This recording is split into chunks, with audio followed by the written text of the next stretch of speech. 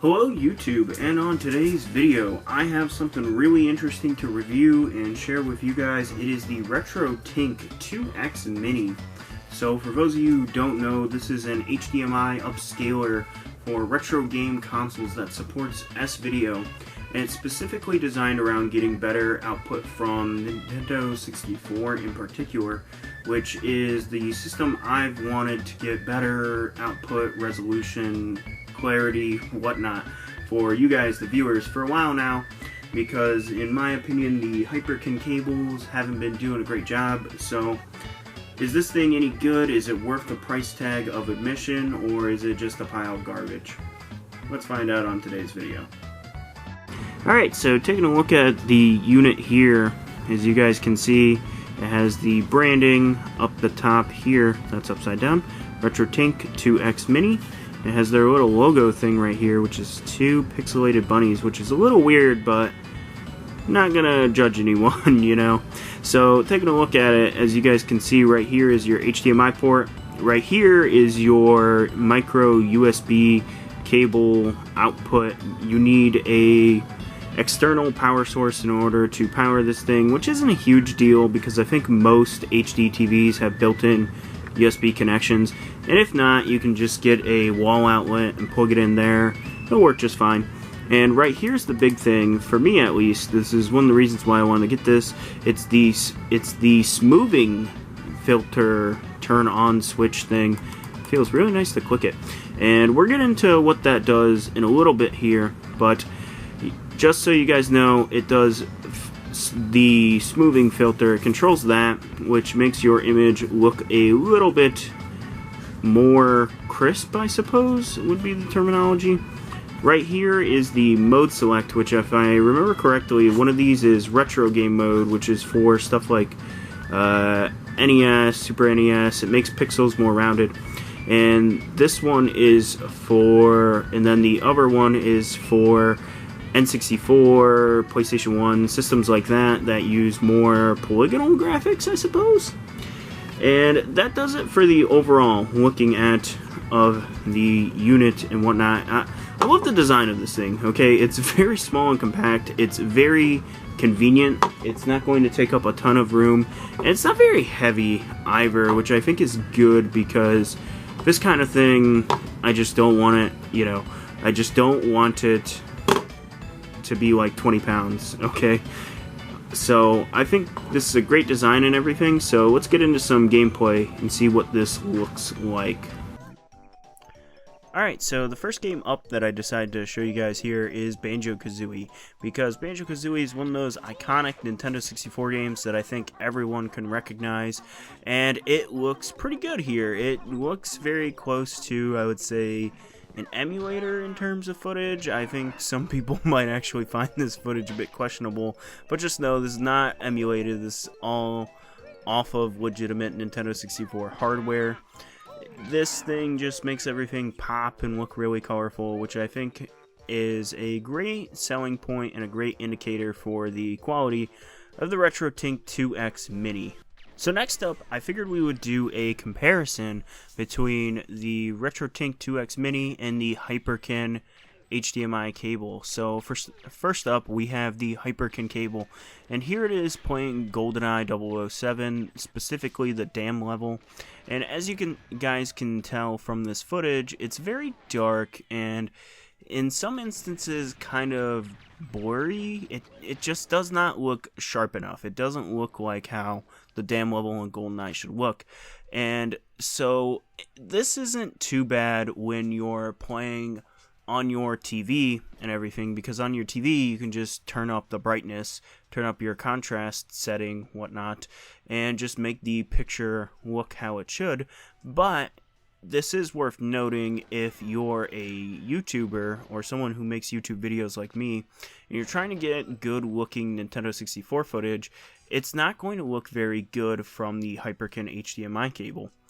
So meanwhile, here we have the RetroTink 2X Mini, and like I said, it looks a lot brighter, it looks a lot more clear, and it looks like how Nintendo 64 games should look. Once again, I'm using the dam level from GoldenEye, and I think it really shows in this footage here how much better this cable looks because of that. So if you're looking for something to use for YouTube specifically, for gameplay recording or streaming, I would give this one a huge point in the RetroTink 2X's box checklist thing. So next up, we have what I'm calling the filter smoothing test. So I'm not sure how well this will appear, but this first footage is from the game Snowboard Kids 2, and this is what it looks like without the smoothing filter applied. And as you guys might be able to see, or might not, it does not look very, it looks very pixelated. It doesn't look smooth, you know, everything looks very jagged and whatnot. And then here you guys can see these smoothing filters turn on. And so with this, it doesn't look so jagged. It looks a modern display. And so the reason why that is Snowboard Kids 2!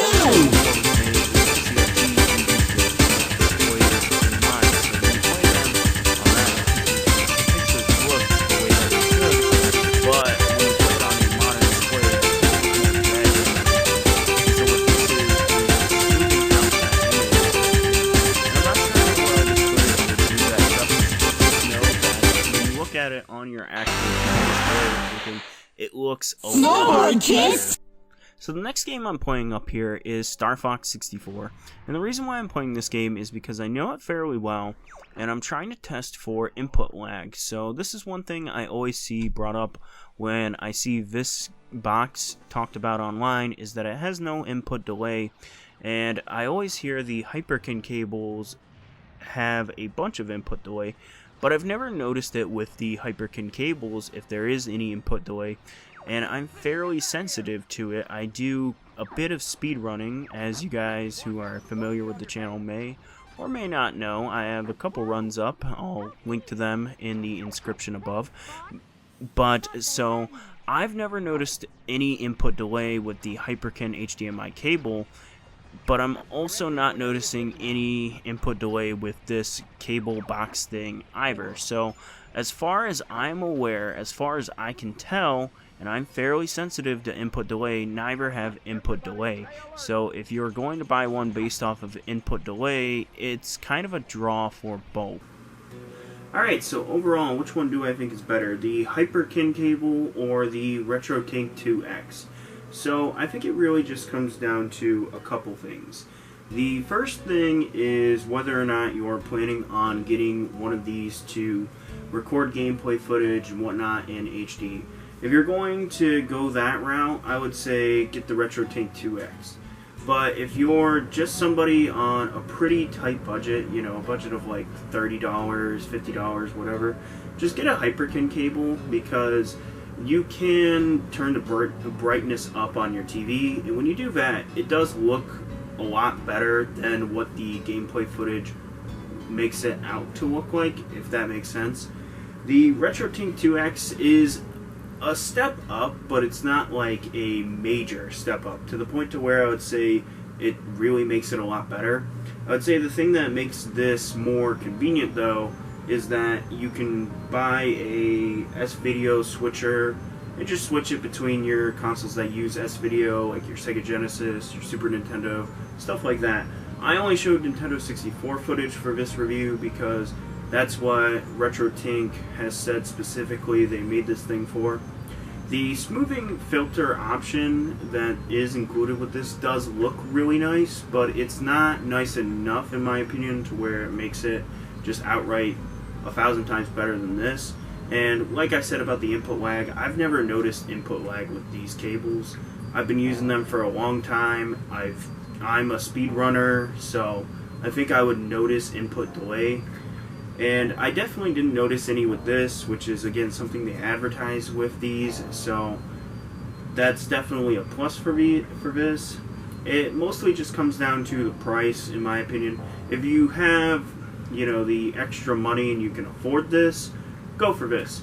If you can't afford this, the Hyperkin cable's fine. It does the job. So overall, yes, I can recommend the RetroTink 2X, and yes, I do think it is better than the Hyperkin, but I would say don't sweat it. If you can't afford it, you can't afford it. Plain and simple. So that's going to do it for today's review, you guys. Let me know what you guys think about the RetroTink 2X in the comments down below. Did you guys think it's all just hogwash, or do you guys think this is a great upscaler? And anything else, just let me know down there. I read all the comments, as you guys have probably noticed by now. So anyways, like this video, like I said, comment, and subscribe. Peace.